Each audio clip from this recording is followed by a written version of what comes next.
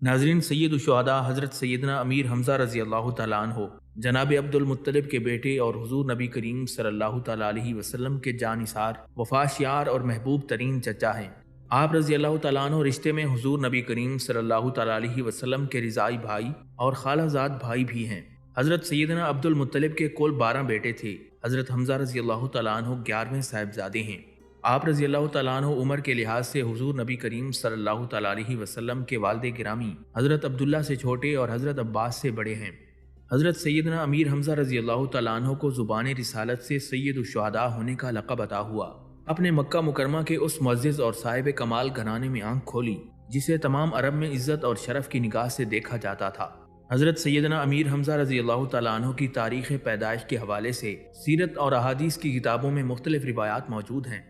जो रिवायात ज़्यादा करीबुल फ़हम हैं उनके मुताबिक आप रज़ी अल्लाह तआला अन्हु अपनी उम्र के एतबार से हुजूर नबी करीम सल्लल्लाहु तआला अलैहि वसल्लम से 2 साल या 4 साल बड़े हैं। सने ईस्वी के मुताबिक हुजूर अलैहिस्सलातु वस्सलाम की विलादत बासादत 22 अप्रैल 571 ईस्वी में हुई और हज़रत हमज़ा रज़ी अल्लाह तआला अन्हु का सने विलादत हुजूर अलैहिस्सलातु वस्सलाम से 2 या 4 साल पहले यानी 567 या 569 ईस्वी बनता है। नाजरीन, जब हज़रत अब्दुल मुत्तलिब ने हुजूर अलैहिस्सलातु वस्सलाम के वालिद माजिद हज़रत अब्दुल्ला रज़ी अल्लाह तआला अन्हु का निकाह हज़रत आमना बिन्त वहाब से किया तो उसी मजलिस में हज़रत अब्दुल मुत्तलिब ने खुद अपना निकाह हाला बिन्त उहैब बिन अब्द मनाफ बिन ज़ोहरा के साथ कर लिया। यही हाला बिन्त अब्द उहैब हज़रत हमज़ा रज़ी अल्लाह तआला अन्हु की वालिदा माजिदा थीं। नाजरीन, हज़रत सैयदना अमीर हमज़ा रज़ी अल्लाह तआला अन्हु का इसमें गिरामी वो मुबारक नाम है जो महबूब रब्ब कायनात को भी महबूब है। हुजूर अलैहिस्सलातु वस्सलाम को हज़रत हमज़ा रज़ी अल्लाह तआला अन्हु से इस कदर लगाव था कि रिवायात में मिलता है कि कई सहाबा किराम ने अर्ज़ किया, या रसूलुल्लाह सल्लल्लाहु अलैहि वसल्लम, अल्लाह ताला ने हमें बेटा अता फरमाया है, उसका नाम क्या रखें? तो हुजूर अलैहिस्सलातु वस्सलाम ने इरशाद फरमाया, उसका नाम हमज़ा रखो जो मुझे सबसे ज़्यादा पसंद है। हज़रत सैयदना अमीर हमज़ा रज़ी अल्लाह तआला अन्हु की कुनियत अबू जाला और अबू अमारा है जो उनके साहिबजादे अमारा और जाला के नाम की वजह से है। हज़रत सैयदना अमीर हमज़ा रज़ी अल्लाह तआला अन्हु को आक़ाए दो जहां सल्लल्लाहु तआला अलैहि वसल्लम की बारगाह से मुख्तलिफ मौक़े पर कई अलक़ाबात से नवाजा गया जो आपकी अज़मत व शान को ज़ाहिर करते हैं। उनमें से सैयद उश-शुहदा यानी शहीदों के सरदार, असदुल्लाह यानी अल्लाह के शेर, असदुर रसूल यानी रसूल के शेर, फ़ाइलुल खैरात यानी नेकियां करने वाले और काशिफुल करुबात यानी मसाइब दूर करने वाले शामिल हैं। हज़रत सैयदना अमीर हमज़ा रज़ी अल्लाह तआला अन्हु को ये एज़ाज़ और शर्फ भी हासिल है कि आप रज़ी अल्लाह तआला अन्हु 3 रिज़ाई माओं की निस्बत से सरकार दो आलम सल्लल्लाहु तआला अलैहि वसल्लम के रिज़ाई भाई भी हैं। अबू लहब की कनीज़ हज़रत सौबिया रज़ी अल्लाह तआला अन्हा ने हज़रत सैयदा आमना रज़ी अल्लाह तआला अन्हा के बाद हुजूर अलैहिस्सलातु वस्सलाम को दूध पिलाया था, जबकि वो हज़रत हमज़ा रज़ी अल्लाह तआला अन्हु की भी रिज़ाई माँ हैं। हज़रत हलीमा सादिया रज़ी अल्लाह तआला अन्हा की निस्बत से भी हुजूर अलैहिस्सलातु वस्सलाम और हज़रत हमज़ा रज़ी अल्लाह तआला अन्हु रिज़ाई भाई हैं। जब सरकार दो आलम सल्लल्लाहु तआला अलैहि वसल्लम हज़रत हलीमा रज़ी अल्लाह तआला अन्हा के यहाँ दूध पीते थे, उस दौरान बनु साद की एक दूसरी खातून ने भी हुजूर अलैहिस्सलातु वस्सलाम को दूध पिलाने की सादत हासिल की, जबकि वो पहले भी हज़रत हमज़ा रज़ी अल्लाह तआला अन्हा की रिज़ाई वालिदा थीं। नाज़रीन, हज़रत सैयदना अमीर हमज़ा रज़ी अल्लाह तआला अन्हु की तरबियत अपने वालिद माजिद हज़रत अब्दुल मुत्तलिब के ज़ेर साया हो रही थी जो बनु हाशिम और कुरैश के सरदार थे। आपकी तरबियत का एक नुमाया पहलू ये भी है कि आपकी तरबियत हुजूर अलैहिस्सलातु वस्सलाम के साथ हो रही थी। ये दोनों हस्तियां इकट्ठी परवान चढ़ रही थीं, सखावत, शुजात और बहादुरी जैसी अजीम सिफात से मुत्तसिफ हो रही थीं। हुजूर सैयद आलम सल्लल्लाहु तआला अलैहि वसल्लम और हज़रत सैयदना अमीर हमज़ा रज़ी अल्लाह तआला अन्हु एक साथ रहते, एक ही दस्तरखान पर खाना तनावल फरमाते और कभी भी एक दूसरे से जुदा न होते। हुजूर अलैहिस्सलातु वस्सलाम को शुरू ही से हज़रत हमज़ा रज़ी अल्लाह तआला अन्हु से बेहद लगाव था। इसी तरबियत मुबारका का नतीजा था कि इन दोनों हस्तियों के दरमियान एक सच्ची, गहरी और मजबूत दोस्ती का रिश्ता बन गया और यही वजह थी कि हज़रत हमज़ा रज़ी अल्लाह तआला अन्हु ने इस्लाम कबूल किया और हल्क़े ग़ुलामी में दाखिल हो गए। अब्दुल मुत्तलिब के साहिबजादे हज़रत सैयदना अमीर हमज़ा रज़ी अल्लाह तआला अन्हु इंतहाई खूबसूरत और हुस्न जमाल के मालिक थे। खूबसूरत पेशानी, दराज कद और कवीउल जुस्सा थे। आप रज़ी अल्लाह तआला अन्हु गयूर, निडर और बहादुर होने के साथ साथ इंतहाई खुश अखलाक, सखी और दिल नवाज शख्सियत के मालिक थे। आप रज़ी अल्लाह तआला अन्हु तमाम नौजवानान कुरैश में एक मुनफरिद पहचान और तशख़्ख़ुस रखते थे और पूरे मक्का में जुल्म, नाइंसाफ़ी और ज़्यादती के खिलाफ लड़ने वाले इंसान के तौर पर भी मशहूर थे। आपको शमशीर ज़नी, घुड़सवारी, नेज़ाबाजी और तीर अंदाजी का बेहद शौक था।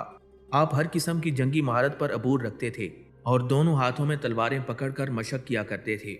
اس کے ساتھ ساتھ آپ سیر و سیاحت اور شکار کے بھی شوقین تھے۔ حضرت سیدنا امیر حمزہ رضی اللہ تعالیٰ عنہ نے 3 شادیاں کیں اور ہر زوجہ کے بطن مبارک سے اولاد پیدا ہوئی۔ ناظرین، حضرت امیر حمزہ رضی اللہ تعالیٰ عنہ بعض روایات کے مطابق اعلان نبوت کے دوسرے سال اور بعض روایات کے مطابق اعلان نبوت کے چھٹے سال مشرف باسلام ہوئے۔ ناظرین، حضرت سیدنا امیر حمزہ رضی اللہ تعالیٰ عنہ کے اسلام قبول کرنے سے پہلے 38 لوگ اسلام قبول کر چکے تھے، اور آپ کے اسلام قبول کرنے کے بعد حضرت فاروق اعظم عمر ابن خطاب رضی اللہ تعالیٰ عنہ نے اسلام قبول کیا تو مسلمانوں کی تعداد 40 ہو گئی۔ حضور نبی کریم صلی اللہ تعالیٰ علیہ وسلم کے محبوب چچا حضرت سیدنا امیر حمزہ رضی اللہ تعالیٰ عنہ کے اسلام لانے کا واقعہ تاریخ اسلام میں ایک انفرادی اور امتیازی شان رکھتا ہے، اور آپ رضی اللہ تعالیٰ عنہ کی حضور علیہ الصلوۃ والسلام سے محبت اور لگاؤ کو ظاہر کرتا ہے۔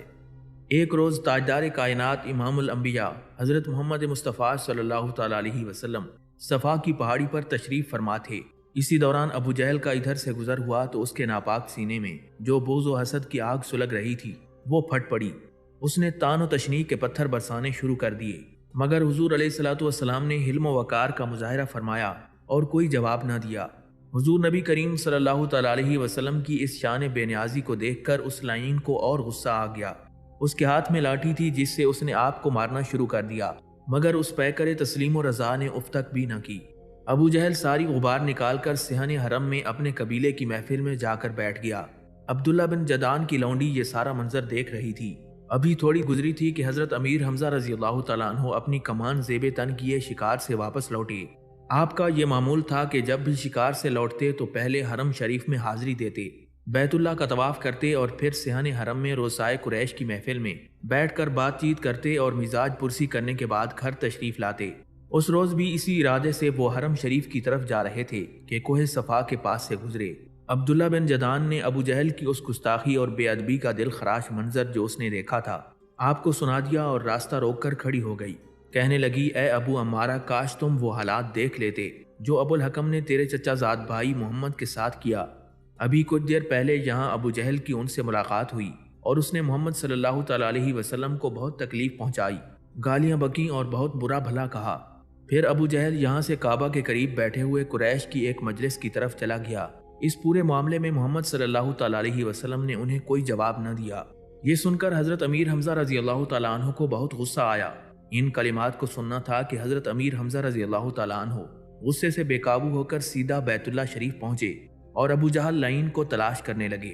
آج اس فرزند عبد المطلب ہاشمی شیر کی کیفیت ہی نرالی تھی۔ آپ صحن حرم میں داخل ہو کر مست شیر کی طرح چل رہے تھے، نہ کسی سے احوال پوچھ رہے تھے اور نہ ہی کسی محفل میں کھڑے ہو کر سلام کہہ رہے تھے۔ ابو جہل کی تلاش میں بس آگے بڑھتے چلے جا رہے تھے۔ آخرکار آپ کی نظر ابو جہل پر پڑ گئی اور وہ اپنے قبیلے کی محفل میں غرور اور تکبر کی مسند پر بیٹھا تھا۔ لوگ سراپا ادب بن کر اس کے گرد حلقہ باندھے بیٹھے تھے۔ حضرت امیر حمزہ رضی اللہ تعالیٰ عنہ اس مجمع میں گھس آئے، اپنی کمان سے اس مردود کے سر پر کئی ضربیں لگائیں، یہاں تک کہ ابو جہل کا سر پھٹ گیا۔ پھر اپنی گرجدار آواز میں بولے، کیا تو ان کو برا بھلا کہتا ہے جبکہ میں بھی ان کے دین پر ہوں؟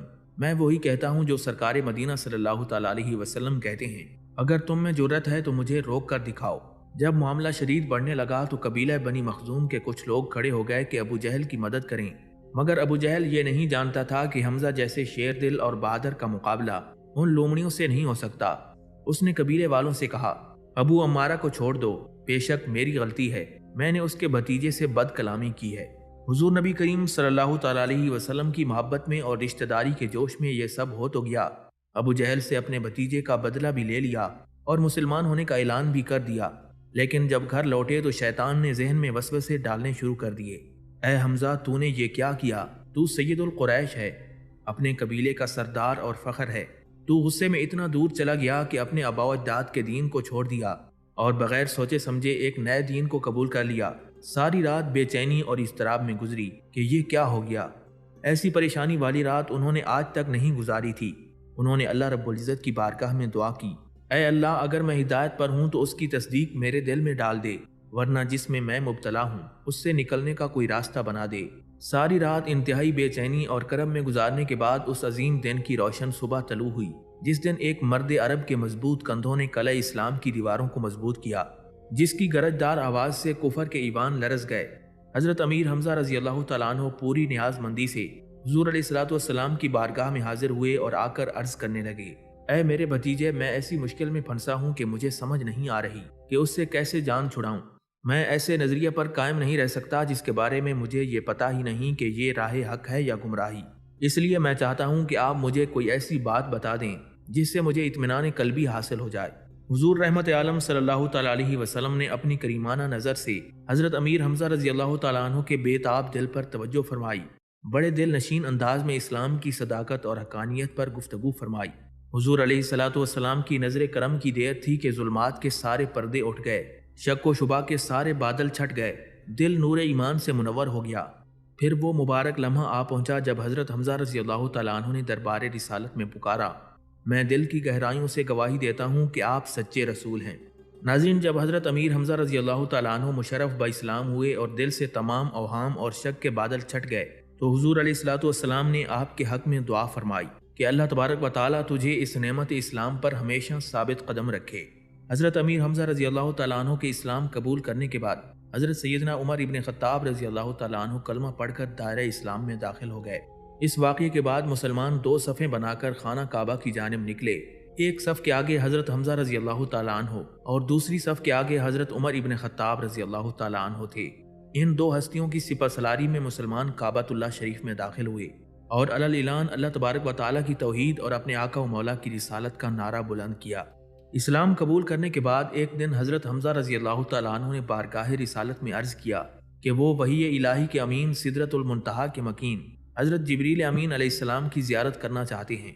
حضرت حمزہ رضی اللہ تعالیٰ عنہ کی خواہش پر نبی کریم صلی اللہ تعالیٰ علیہ وسلم نے جبریل امین کو بلوایا اور حضرت حمزہ رضی اللہ تعالیٰ عنہ نے جبریل امین کی زیارت کا شرف حاصل کیا۔ آپ نے حضرت جبریل علیہ السلام کے دونوں قدموں کو دیکھا جو زمرد کی مانند سبز کھیتی کی طرح دکھائی دے رہے تھے۔ آپ پر کثرت انوار و تجلیات کی وجہ سے بے خودی طاری ہو گئی۔ پھر جب حضور علیہ الصلوۃ والسلام نے مسلمانوں کو ہجرت کا حکم دیا تو آپ رضی اللہ تعالیٰ عنہ نے بھی مسلمانوں کے ساتھ ہجرت کی۔ مدینہ منورہ پہنچنے کے بعد سرکار مدینہ صلی اللہ تعالیٰ علیہ وسلم نے انصار اور مہاجرین کے درمیان بھائی چارے کا رشتہ قائم کر دیا اور حضور علیہ الصلوۃ والسلام نے حضرت حمزہ اور حضرت زید بن حارثہ رضی اللہ تعالیٰ عنہ کے درمیان بھائی چارہ قائم فرمایا۔ ناظرین، ہجرت کے پہلے سال کے آخر میں غزوہ ابواء پیش آیا۔ اس موقع پر حضور نبی کریم صلی اللہ تعالیٰ علیہ وسلم نے حضرت سعد بن عبادہ رضی اللہ تعالیٰ عنہ کو مدینہ منورہ میں اپنا نائب مقرر فرمایا، لشکر کا علمبردار حضرت حمزہ رضی اللہ تعالیٰ عنہ کو بنایا اور صحابہ کرام رضی اللہ تعالیٰ عنہ کے ایک چھوٹے سے لشکر کے ساتھ بنی ضمیرہ جو کہ قریش کا ایک قبیلہ ہے اس کے ساتھ مقابلہ کرنے کے ارادے سے مدینہ منورہ سے نکلے اور مقام ودان تک آئے۔ جب رسول اکرم صلی اللہ تعالیٰ علیہ وسلم مقام ابواء پہنچے تو قبیلہ بنی ضمیرہ کا سردار نرمی کے ساتھ پیش آیا اور اس نے صلح کا ارادہ ظاہر کیا۔ اس پر حضور علیہ الصلوۃ والسلام بھی صلح پر راضی ہو گئے اور صلح نامہ تحریر میں لایا گیا۔ ہجرت کے دوسرے سال غزوہ ذی العشیرہ پیش آیا اور اس غزوہ میں بھی حضرت حمزہ رضی اللہ تعالیٰ عنہ نے شرکت فرمائی۔ اس موقع پر حضور نبی کریم صلی اللہ تعالیٰ علیہ وسلم نے سفید جھنڈا اپنے چچا حضرت حمزہ بن عبد المطلب رضی اللہ تعالیٰ عنہ کے سپرد فرمایا۔ ناظرین، غزوہ بدر میں صحابہ کرام رضی اللہ تعالیٰ عنہ نے بہادری اور جانثاری کے جوہر دکھاتے ہوئے دشمن پر اپنی دھاک بٹھا دی۔ حضرت حمزہ رضی اللہ تعالیٰ عنہ نے بھی بہادری، جرأت اور ثابت قدمی سے دشمنوں کا مقابلہ کیا اور کفار کے سرماؤں کو جہنم واصل کیا۔ کفار کی طرف سے سب سے پہلے جس شخص نے بدر کے میدان میں قدم رکھا اور جنگ کرنے کے لیے آگے بڑھا وہ عتبہ بن ربیعہ تھا، جو اپنے بھائی شیبہ اور اپنے بیٹے ولید کے ساتھ میدان میں اترا۔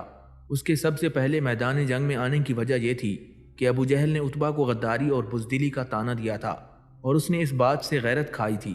چنانچہ جنگ و قتال کے لیے اس نے زرہ پہنی اور پھر ادھر ادھر دیکھ رہا تھا کہ کہیں سے کوئی ایسی خود ہاتھ میں آ جائے جو کہ اس کے سر پر پوری اترے، مگر اسے کوئی ایسی خود نہیں مل رہی تھی کیونکہ اس کا سر بہت بڑا تھا، اس لیے عتبہ نے پگڑی باندھنے پر ہی اکتفا کیا۔ اسی دوران اس کی نظر ابو جہل پر پڑی جو ایک گھوڑے پر سوار مشرکین کی ایک صف میں کھڑا تھا۔ ابو جہل کو دیکھتے ہی عتبہ نے جوش سے تلوار سونتتے ہوئے کہا، آج سواری کا دن نہیں ہے۔ یہ سن کر ابو جہل گھوڑے سے نیچے اتر آیا۔ اس کے بعد عتبہ، ولید اور شیبہ میدان میں آئے اور نعرہ لگایا، ہے کوئی ہم سے مقابلہ کرنے والا؟ ان کی للکار سن کر مسلمانوں کی طرف سے 3 انصاری نوجوان یعنی حارث کے بیٹے میدان میں نکلے۔ ایک روایت میں ہے کہ حضرت معاذ رضی اللہ تعالیٰ عنہ کی بجائے حضرت عبداللہ بن رواحہ رضی اللہ تعالیٰ عنہ تھے۔ کفار نے پوچھا، تم لوگ کون ہو؟ انہوں نے کہا، ہم انصاری ہیں۔ کفار نے کہا، ہمیں تم سے کوئی مطلب نہیں، ہم اپنے چچا زادوں کو میدان میں آنے کی دعوت دیتے ہیں۔ ان میں سے کسی نے للکار کر کہا، اے محمد ہمارے خاندان میں سے کسی کو بھیجیں۔ کفار کی اس للکار کو سن کر حضور علیہ الصلوۃ والسلام نے حضرت حمزہ، حضرت علی اور حضرت عبیدہ بن حارث رضی اللہ تعالیٰ عنہم کو مقابلے کے لیے میدان جنگ میں بھیجا۔ ان میں سے حضرت عبیدہ بن حارث رضی اللہ تعالیٰ عنہ حضرت حمزہ رضی اللہ تعالیٰ عنہ کے بھتیجے تھے۔ یہ عتبہ کی طرف متوجہ ہوئے، جبکہ حضرت علی رضی اللہ تعالیٰ عنہ ولید کے مقابلے پر آئے اور حضرت حمزہ رضی اللہ تعالیٰ عنہ نے شیبہ کا مقابلہ کیا۔ ایک روایت یہ ہے کہ حضرت حمزہ رضی اللہ تعالیٰ عنہ عتبہ کے مقابلے پر آئے۔ حضرت علی رضی اللہ تعالیٰ عنہ نے پہلے ہی وار میں ولید کو جہنم واصل کر دیا۔ حضرت حمزہ رضی اللہ تعالیٰ عنہ نے اپنے مقابل پر کاری وار کیا، جبکہ حضرت عبیدہ بن حارث رضی اللہ تعالیٰ عنہ نے اپنے مقابل سے زخم کھایا اور شدید زخمی ہو گئے۔ حضرت حمزہ رضی اللہ تعالیٰ عنہ نے عتبہ کو اور حضرت علی رضی اللہ تعالیٰ عنہ نے اپنے مقابل کو قتل کر دیا۔ حضرت سیدنا امیر حمزہ رضی اللہ تعالیٰ عنہ غزوہ بدر میں شروع سے لے کر آخر تک موجود رہے اور بہت جواں مردی سے دشمنوں کا مقابلہ کیا، کفار کی صفوں کو درہم برہم کیا، کفار کے بڑے بڑے سرماؤں کو واصل جہنم کیا۔ کفار نے خود اس بات کا اعتراف کیا کہ ہمیں سب سے زیادہ نقصان حمزہ بن عبد المطلب اور علی ابن ابی طالب نے پہنچایا۔ حضرت عمیر بن اسحاق رضی اللہ تعالیٰ عنہ فرماتے ہیں کہ حضرت حمزہ رضی اللہ تعالیٰ عنہ رسول اکرم صلی اللہ تعالیٰ علیہ وسلم کے سامنے 2 تلواروں کے ساتھ لڑائی کیا کرتے تھے اور زبان سے کہتے جاتے، میں اللہ کا شیر ہوں۔ حضور سید عالم صلی اللہ تعالیٰ علیہ وسلم کی قیادت میں حضرت سیدنا امیر حمزہ رضی اللہ تعالیٰ عنہ نے غزوہ قینقاع میں بھی شرکت فرمائی اور رسول اللہ صلی اللہ علیہ وسلم کا جھنڈا اٹھانے کی سعادت حاصل کی۔ علم اٹھانا اس بات کی دلیل ہے کہ آپ ایک بہادر اور صاحب حکمت شخصیت کے مالک تھے اور مد مقابل کو شکست دینے والے تھے۔ غزوہ قینقاع غزوہ بدر کی واپسی پر شوال 2 ہجری کو پیش آیا۔ ناظرین، سرکار مدینہ صلی اللہ تعالیٰ علیہ وسلم کی قیادت میں حضرت سیدنا حمزہ رضی اللہ تعالیٰ عنہ کا آخری غزوہ غزوہ احد ہے، جس میں آپ نے جرأت و بہادری کی داستان رقم کرتے ہوئے جام شہادت نوش فرمایا اور سید الشہداء کے عظیم منصب پر فائز ہوئے۔ جبل احد اور اس کی وادی آج بھی آپ کی دلیری اور شہادت کی کہانی اپنے دیکھنے والوں کو سناتی ہے۔ بدر کی شکست کفار مکہ کے لیے صرف ایک جنگ کی ہار نہیں تھی، بلکہ اس عظیم مارکے نے جہاں مسلمانوں کو پورے عرب میں عزت بخشی اور اسلام کا رعب و دبدبہ قائم کر دیا، وہاں کفار مکہ کو سارے عرب میں ذلیل و رسوا بھی کر دیا۔ جزیرہ عرب کے تمام باشندے بت پرست تھے، ان کا روحانی مرکز شہر مکہ تھا۔ تمام عرب کو بت پرستی کے آداب سکھانے اور تربیت کرنے والے روحانی پیشوا یہی اہل مکہ تھے۔ بدر کی شکست نے ان کے بتوں کی خدائی کے عقیدے پر بھی گہری چوٹ لگائی۔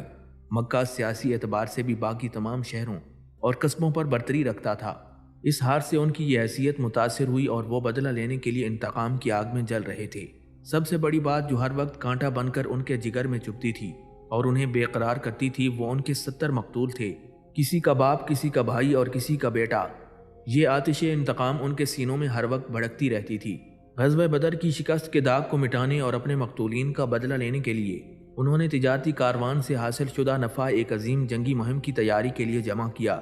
ان کی اس جنگی تیاری کے بارے میں یہ آیت کریمہ نازل ہوئی، بے شک کافر اپنے مال خرچ کرتے ہیں کہ اللہ کی راہ سے روکیں تو اب انہیں خرچ کریں گے، پھر وہ ان پر پچھتاوا ہوں گے اور پھر مغلوب کر دیے جائیں گے۔ جنگ بدر میں جن خواتین کے باپ، بھائی اور شوہر قتل ہو گئے تھے، انہوں نے قسمیں اٹھائیں کہ اپنے رشتہ داروں کا بدلہ لے کر رہیں گے۔ حضرت سیدنا امیر حمزہ رضی اللہ تعالیٰ عنہ نے غزوہ بدر میں ابو سفیان کی زوجہ ہندہ کے باپ عتبہ اور جبیر بن مطعم کے چچا طعیمہ بن عدی کو واصل جہنم کیا تھا۔ اس بنا پر جبیر بن مطعم اور ہندہ نے ایک ماہر نیزباز جس کا نام واشی تھا اور جو جبیر کا غلام تھا، اس کو حضرت حمزہ رضی اللہ تعالیٰ عنہ کے قتل پر آمادہ کیا اور اس کے بدلے آزادی اور انعام و اکرام کا بھی وعدہ کیا۔ واشی نیزے سے وار کرنے میں ماہر تھا، اس کا نشانہ کبھی خطا نہیں جاتا تھا، چنانچہ اس نے حامی بھر لی۔ واشی کا بیان ہے کہ مجھے میرے آقا جبیر بن مطعم نے کہا کہ اگر تو میرے چچا کے بدلے میں حمزہ کو قتل کرے گا تو آزاد ہے۔ سرکار دو عالم صلی اللہ تعالیٰ علیہ وسلم کے چچا حضرت عباس بن عبد المطلب رضی اللہ تعالیٰ عنہ مکہ مکرمہ میں قیام پذیر تھے کہ انہوں نے ایک شخص کو اجرت دے کر فوری طور پر مدینہ منورہ روانہ کیا کہ وہ حضور علیہ الصلوۃ والسلام کو کفار کی اس جنگی تیاری کی خبر دے۔ وہ شخص خط لے کر نبی علیہ الصلوۃ والسلام کی خدمت میں حاضر ہوا اور حضور علیہ الصلوۃ والسلام کے حکم سے حضرت ابی بن کعب رضی اللہ تعالیٰ عنہ نے وہ خط پڑھ کر سنایا۔ حضور سید عالم صلی اللہ تعالیٰ علیہ وسلم نے سماعت فرمانے کے بعد اس خط کو پوشیدہ رکھنے کی تاکید فرمائی۔ حضرت سیدنا عباس رضی اللہ تعالیٰ عنہ نے خط کے ذریعے کفار کی جنگی تیاری کی خبر دی۔ اسی رات حضور علیہ الصلوۃ والسلام نے خواب میں دیکھا اور صبح صحابہ کرام کو مشورے کے لیے بلایا۔ جب سب آ گئے تو آپ نے اللہ رب العزت کی حمد و ثنا سے اپنی گفتگو کا آغاز فرمایا اور پھر یوں اپنا خواب بیان فرمایا۔ حضرت انس بن مالک رضی اللہ تعالیٰ عنہ فرماتے ہیں کہ حضور علیہ الصلوۃ والسلام نے خواب میں دیکھا کہ میں ایک مینڈھے کا پیچھا کر رہا ہوں اور میری تلوار کا کنارہ ٹوٹ گیا ہے۔ میں نے اس کی تعبیر یہ کی ہے کہ میں قوم کے مینڈھے یعنی لشکر کے سپہ سالار کو قتل کروں گا، اور تلوار کا کنارہ ٹوٹنے کی یہ تعبیر ہے کہ میرے خاندان کا کوئی آدمی ہے جو شہید ہوگا۔ چنانچہ پھر اس خواب کی تعبیر اس طرح سچ ثابت ہوئی کہ حضرت حمزہ رضی اللہ تعالیٰ عنہ شہید ہو گئے اور رسول اکرم صلی اللہ تعالیٰ علیہ وسلم نے طلحہ کو قتل کیا جو مشرکین کا علم بردار تھا۔ ناظرین، سرکار دو عالم صلی اللہ تعالیٰ علیہ وسلم نے صحابہ کرام سے مشورہ کرتے ہوئے فرمایا، اگر تم مناسب سمجھو تو شہر کے اندر مورچہ بند ہو جاؤ۔ اگر کفار باہر ٹھہرے رہیں گے تو ان کا یہ ٹھہرنا ان کے لیے تکلیف دہ ہوگا۔ اگر انہوں نے شہر کے اندر داخل ہونے کی جرات کی تو ہم ان سے گلی کوچوں میں لڑائی کریں گے اور انہیں آسانی سے پچھاڑ دیں گے۔ اکابرین مہاجرین اور انصار کی بھی یہی رائے تھی، لیکن پرجوش نوجوانوں کی ایک جماعت جو بدر میں شریک نہیں ہو سکے تھے، انہیں شرف شہادت کا از حد شوق تھا۔ وہ حصول شہادت کے جنون کے باعث اس رائے سے متفق نہیں تھے۔ انہوں نے عرض کیا، یا رسول اللہ صلی اللہ علیہ وسلم، اگر ہم اپنے گھروں میں مورچہ بند ہو کر لڑائی کریں تو دشمن یہ خیال کرے گا کہ ہم بزدل ہیں اور ڈر گئے ہیں، چنانچہ ہم شہر سے نکل کر میدان جنگ میں ان کا مقابلہ کرنا چاہتے ہیں۔ حضرت سیدنا امیر حمزہ رضی اللہ تعالیٰ عنہ نے بھی یہی رائے پیش کی کہ شہر سے باہر نکل کر میدان میں دشمنوں کا مقابلہ کیا جائے۔ اللہ رب العزت اور اس کے رسول صلی اللہ تعالیٰ علیہ وسلم کے شعر نے ان الفاظ کے ساتھ اپنے جذبہ جاں فروشی کا اظہار کیا۔ اس ذات کی قسم جس نے آپ پر کتاب نازل فرمائی، میں آج سے اس وقت تک کھانا نہیں کھاؤں گا جب تک مدینہ سے باہر نکل کر ان کفار کے ساتھ جنگ نہ کر لوں۔ شوال 3 ہجری کو کفار مکہ کا لشکر جو 3000 افراد پر مشتمل تھا، جس میں 700 زیرہ پوش اور 200 گھڑ سوار شامل تھے، مدینہ منورہ کی چھوٹی سی بستی پر حملہ کرنے کے لیے روانہ ہوئے۔ اس لشکر کی قیادت ابو سفیان کر رہا تھا۔ یہ تعداد مسلمانوں کی تعداد سے تقریباً 3 گنا زیادہ تھی۔ اسلحہ بھی وافر مقدار میں تھا۔ کفار مکہ اپنی قریشی خواتین کو بھی ساتھ لے کر آئے تاکہ وہ میدان جنگ میں اپنے مقتولین کے مرثیے پڑھیں اور نوجوانوں کے جوش انتقام کو بڑھائیں۔ ابو سفیان کی زوجہ ہندہ جب بھی وحشی کے پاس سے گزرتی تو اسے کہتی، واہ واہ اے ابو وسما، ہمیں بھی شفا دو اور خود بھی شفا پاؤ۔ ناظرین، جمعۃ المبارک کا دن تھا۔ سرکار دو عالم صلی اللہ تعالیٰ علیہ وسلم کی اقتداء میں تمام فرزندان توحید نے نماز جمعہ ادا کی۔ حضور علیہ الصلوۃ والسلام نے جہاد کی اہمیت اور میدان جنگ میں ثابت قدمی پر گفتگو فرمائی۔ آپ نے فرمایا، اگر تم ثابت قدم رہے اور صبر کیا تو تم فتح مند ہوگے۔ پھر نماز عصر ادا فرمانے کے بعد آقا دو عالم حضرت محمد مصطفیٰ صلی اللہ تعالیٰ علیہ وسلم، حضرت سیدنا ابو بکر صدیق رضی اللہ تعالیٰ عنہ اور حضرت سیدنا فاروق اعظم رضی اللہ تعالیٰ عنہ کی معیت میں اپنے حجرے مبارک میں تشریف لے گئے۔ ان 2 عظیم المرتبت صحابہ کرام نے حضور علیہ الصلوۃ والسلام کو جنگی لباس پہنایا، سر پر امامہ شریف باندھا۔ باہر لوگ صفے باندھے آپ کے انتظار میں کھڑے تھے۔ حضور سرکار مدینہ صلی اللہ تعالیٰ علیہ وسلم نے حضرت عبداللہ بن ام مکتوم کو مدینہ منورہ میں اپنا نائب مقرر کیا اور لشکر اسلام کی قیادت فرماتے ہوئے جبل احد کی طرف روانہ ہو گئے۔ جب حضور نبی کریم صلی اللہ تعالیٰ علیہ وسلم اپنے جانثاروں کے ہمراہ جبل احد کی وادی میں اترے تو لشکر کی تنظیم و ترتیب فرمائی، اسے کئی صفوں میں ترتیب دیا۔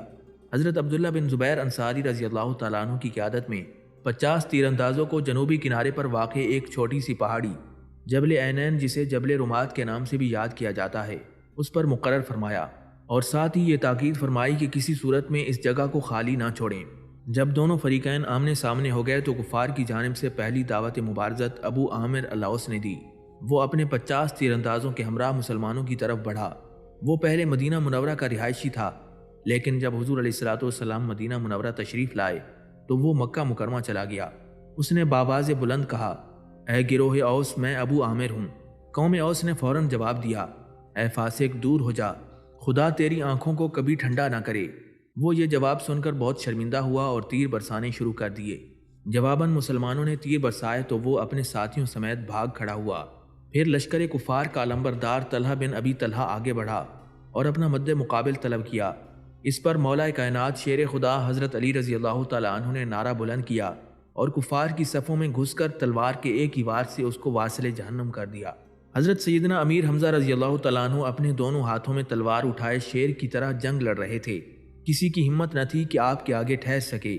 اللہ اور اس کے رسول کا یہ شیر جس جانب بڑھتا دشمنوں کو واصل جہنم کرتا جاتا۔ آپ رضی اللہ تعالیٰ عنہ اپنے دونوں ہاتھوں سے تلوار چلاتے تھے اور یہ نعرہ بلند کرتے تھے، انا اسد اللہ، میں اللہ کا شیر ہوں۔ لشکر کفار کا جھنڈا جب طلحہ بن ابی طلحہ کے بھائی ابو شیبہ عثمان بن ابی طلحہ کے ہاتھ میں آیا تو وہ اپنے ہاتھوں میں تلوار لیے مسلمانوں کی جانب بڑھا۔ حضرت حمزہ رضی اللہ تعالیٰ عنہ نے ایک ہی وار کے ساتھ اس کے جسم کے 2 ٹکڑے کر دیے اور یہ فرماتے ہوئے واپس پلٹے، میں تو حاجیوں کو پانی پلانے والے کا بیٹا ہوں۔ پھر یکے بعد دیگرے لشکر کفار کے کئی علمبردار اپنے انجام کو پہنچتے رہے۔ سبا بن عبد العزا کفار کا قابل فخر جنگجو تھا، اس کی بہادری اور دلیری کے پورے عرب میں چرچے تھے۔ وہ اپنی طاقت کے نشے میں آگے آیا اور للکارنے لگا، ہے کوئی جو میرا مقابلہ کرے؟ حضرت حمزہ رضی اللہ تعالیٰ عنہ اس کے جواب میں یہ کہتے ہوئے آگے بڑھے، اے عورتوں کا ختنہ کرنے والی کے بیٹے، آ حمزہ کا مقابلہ کر۔ جب سبا سامنے آیا تو حضرت امیر حمزہ رضی اللہ تعالیٰ عنہ نے ایک ہی وار میں اس کا کام تمام کر دیا۔ حضرت حمزہ رضی اللہ تعالیٰ عنہ نے جب سبا بن عبد العزا کو واصل جہنم کیا تو وحشی بن فریب ایک پتھر کی اوٹ میں چھپ کر بیٹھا تھا، اسے سامنے آنے کی ہمت اور جرت بھی نہیں تھی۔ مناسب موقع پاتے ہی اس نے پوری قوت سے آپ کی طرف نیزہ پھینکا جو آپ کی ناف کے نیچے لگا۔ حضرت امیر حمزہ رضی اللہ تعالیٰ عنہ نے اس کی طرف جھپٹنا چاہا لیکن شدید زخم کے باعث آپ اٹھ نہ سکے۔ آپ کی روح مبارک پرواز کر گئی اور آپ نے جام شہادت نوش فرما لیا۔ حضرت انس بن مالک رضی اللہ تعالیٰ عنہ فرماتے ہیں کہ جنگ احد کے دن رسول اللہ صلی اللہ تعالیٰ علیہ وسلم جب حضرت حمزہ رضی اللہ تعالیٰ عنہ کی لاش مبارک کے پاس تشریف لائے تو ان کے ناک، کان وغیرہ کاٹ دیے گئے تھے اور چہرہ انور کو بگاڑ دیا گیا تھا۔ مدارج النبوت کی روایت کے مطابق واشی کا بیان ہے کہ پھر میں نے حضرت حمزہ رضی اللہ تعالیٰ عنہ کا پیٹ چاک کیا، ان کا جگر نکال کر ہندہ کو دے دیا کہ یہ تیرے باپ کے قاتل کا جگر ہے۔ ہندہ حضرت حمزہ رضی اللہ تعالیٰ عنہ کے کان، ناک اور جگر کاٹ کر مکہ مکرمہ میں ساتھ لے گئی اور واشی کو انعام کے طور پر اپنا لباس، چادر، زیورات اور کئی انعامات دے دیے۔ جنگ کے اختتام پر حضرت حمزہ رضی اللہ تعالیٰ عنہ کا جسم مبارک مل نہیں تھا۔ حضور سرور عالم صلی اللہ تعالیٰ علیہ وسلم بار بار پوچھتے کہ میرے چچا کی کوئی خبر بتاؤ۔ حضرت علی رضی اللہ تعالیٰ عنہ تلاش کرنے کے لیے تشریف لے گئے۔ وادی کے وسط میں انہوں نے آپ کا جسم مبارک خون سے نہایا ہوا دیکھا۔ واپس آ کر حضور علیہ الصلوۃ والسلام کو صورتحال سے مطلع کیا۔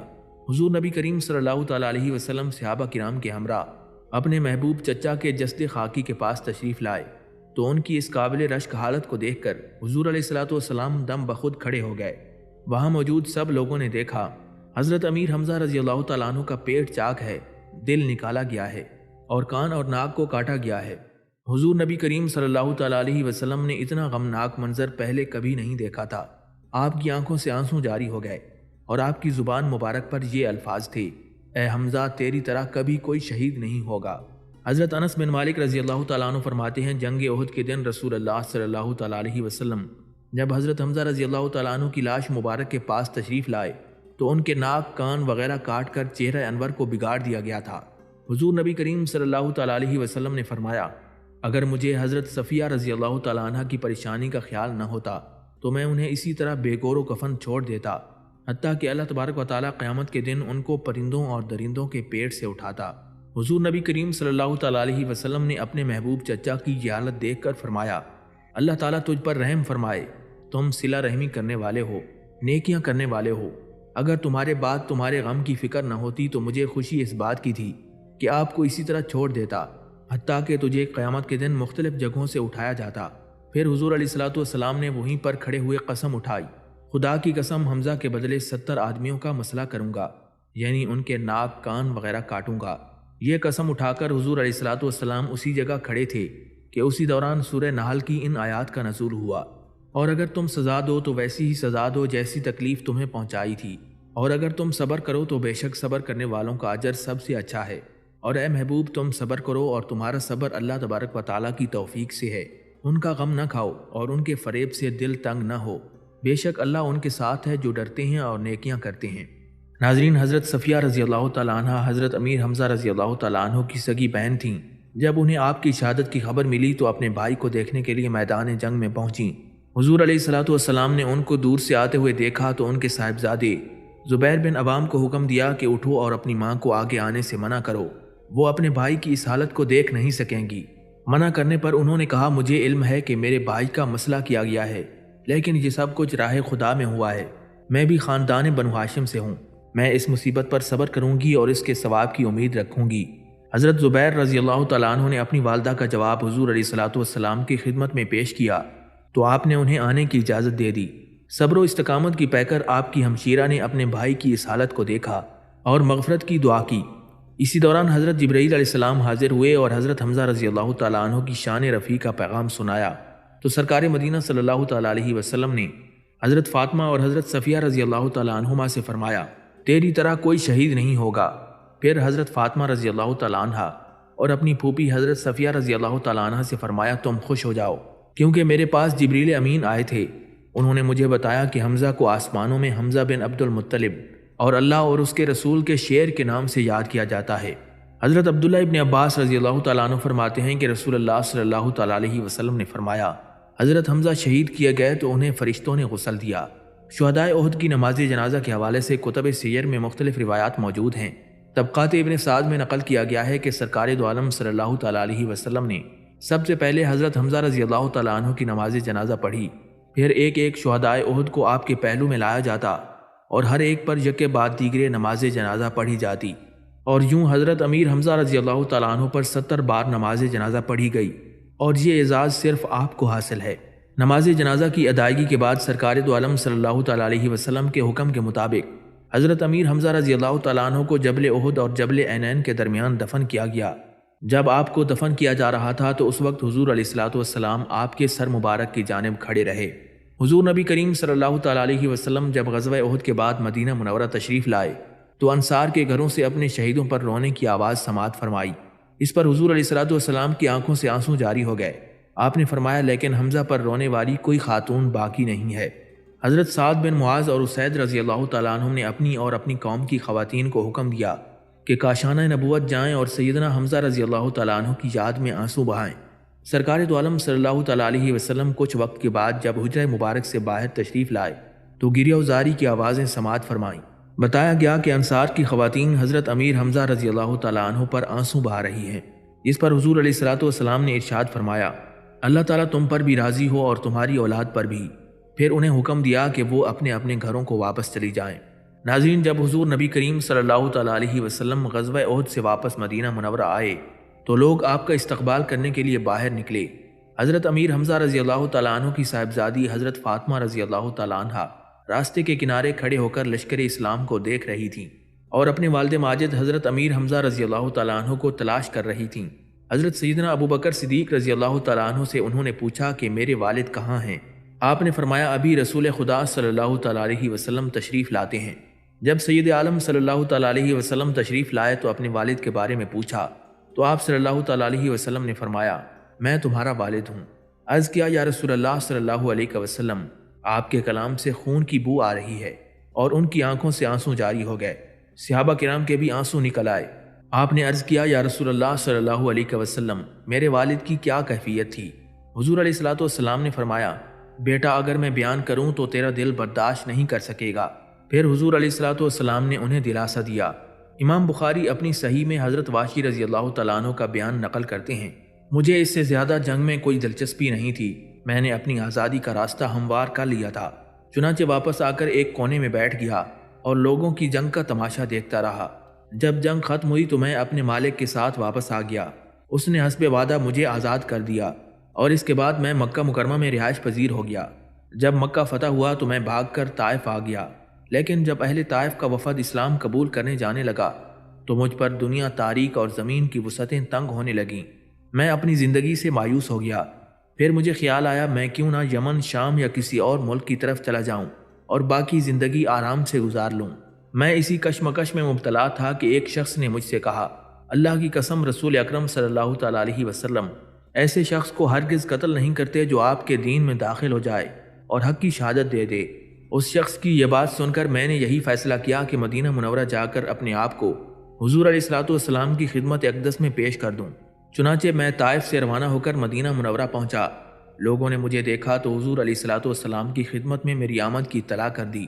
سرکار مدینہ صلی اللہ تعالیٰ علیہ وسلم نے اپنے بہادر اور بے حد عزیز چچا کے قاتل کو اپنے قابو میں پا کر اس کے ٹکڑے ٹکڑے کرنے کا حکم نہیں دیا، بلکہ حضور علیہ الصلوۃ والسلام کی زبان مبارک سے وہی بات نکلی جو آپ کی بلند شان کے لائق تھی۔ آپ نے فرمایا، اسے چھوڑ دو، اسے کچھ نہ کہو۔ ایک آدمی کا اسلام قبول کرنا مجھے اس بات سے زیادہ عزیز ہے کہ میں 1000 کفار کو تہ تہ کر دوں۔ हुजूर नबी करीम सल्लल्लाहु तआला अलैहि वसल्लम ने मुझे अपने बिल्कुल करीब खड़े हुए कलमा शहादत पढ़ते देखा तो आपको बहुत हैरत हुई। आपने फरमाया, क्या तुम वाशी बिन हरब हो? मैंने अर्ज़ किया, जी हाँ या रसूलल्लाह सल्लल्लाहु अलैहि वसल्लम। हुजूर अलैहिस्सलातु वस्सलाम ने फरमाया, बैठ जाओ और मुझे सुनाओ कि तुमने हमज़ा को किस तरह शहीद किया। मैंने निहायत अफसोस और शर्मिंदगी की हालत में तफसील से सारा वाक़या सुना दिया। ये सुनकर हुजूर अलैहिस्सलातु वस्सलाम फरमाने लगे, क्या तू मेरे सामने से अपना चेहरा ओझल कर सकता है? यानी क्या तुम ऐसा कर सकते हो कि मेरे सामने ना आया करो, क्योंकि तुम्हें देखकर मेरे चचा का गम ताज़ा हो जाता है। ये सुनकर मैं हुजूर अलैहिस्सलातु वस्सलाम के पास से आ गया। हुजूर नबी करीम सल्लल्लाहु तआला अलैहि वसल्लम की मुबारक ज़िंदगी में फिर हज़रत अबू वस्मा वाशी रज़ी अल्लाह तआला अन्हु सामने नहीं बैठते थे, बल्कि महफिल में छुप कर बैठते थे। नाज़रीन, सरकार दो आलम सल्लल्लाहु तआला अलैहि वसल्लम के महबूब चचा हज़रत अमीर हमज़ा रज़ी अल्लाह तआला अन्हु के कबूल इस्लाम से लेकर शहादत तक और शहादत के बाद भी सारी हयात मुबारका करामात से पुर है, जो रोज़ महशर तक जारी और सारी रहेंगी, क्योंकि शुहदा अल्लाह तबारक व तआला के यहाँ जिंदा हैं। और फिर जो सैयद शुहदा के बुलंद मनसब पर फायज हैं, तमाम शहीदों के सरदार और इमाम हैं, उनका मकाम व मर्तबा क्या होगा। हज़रत अमीर हमज़ा रज़ी अल्लाह तआला अन्हु के मज़ार मुबारक से औलिया व सूफिया का एक मुनफरिद अक़ीदत और मोहब्बत का रिश्ता है। आज भी आपके रूहानी फैज़ और करामात का सिलसिला जारी है। हुसूल बरकत के लिए हम आपके सामने हज़रत सैयदना अमीर हमज़ा रज़ी अल्लाह तआला अन्हु की चंद एक करामात का जिक्र करते हैं। इमाम बैकी ने रिवायत किया है कि हज़रत फ़ातिमा ख़िज़ाइया फरमाती हैं कि एक सफ़र के दौरान मैं और मेरी बहन शुहदाए उहद की कब्रों के पास से गुजर रही थीं कि सूरज ग़ुरूब हो गया। मैंने अपनी बहन से कहा, आओ हज़रत हमज़ा रज़ी अल्लाह तआला अन्हु की कब्र की ज़ियारत करते हैं। हम उनकी कब्र के पास आईं और सलाम अर्ज़ किया, ए अल्लाह के रसूल के चचा, अस्सलामु अलैकुम। फिर हमने अपने अपने सलाम का जवाब इस तरह सुना, वालेकुम अस्सलाम व रहमतुल्लाह। आरिफ बिल्ला सैयदी शेख महमूद किरमानी शेखानी ने सैयदना हमज़ा रज़ी अल्लाह तआला अन्हु के मज़ार मुबारक की ज़ियारत की। जब उन्होंने सलाम अर्ज़ किया तो उसका जवाब कब्र से आया और उन्होंने कतई और यकीनी तौर से सलाम का जवाब सुना।